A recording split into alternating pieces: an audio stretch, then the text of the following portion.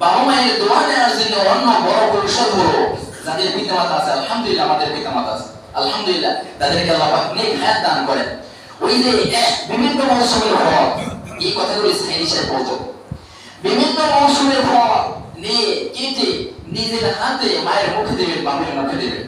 আলহামদুলিল্লাহ আমি এরকমের এই ফল নিয়ে আমার মুখে এরকমের দিয়েছি, তো একটু বড় ছেলে ভাব তো একটু লজ্জা লজ্জা লাগে। তো বলছি লজ্জা কিসের, ছোটবেলায় আমাদেরকে খাওয়াইছেন না, খাওয়াইছেন তো, এখন 2 পিস ফল খান, কি খুশি কিনা? বেরো ভাইরা সবাই রকমের করবে, সবাই ওই যে মসজিদে মাদ্রাসা দান করবেনই, তার চাইতে বড় দান হলো পিতা মাতার খেদমত।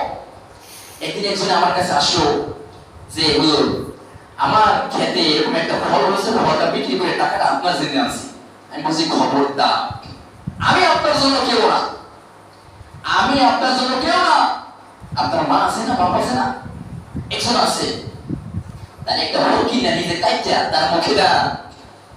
আর বউর যদি শ্বশুর শাশুড়ির প্রতি এরকমের মানে অনীহা থাকে, বউ তো হাজবেন্ড কি বেশি করে ভালোবাসে, তাই না?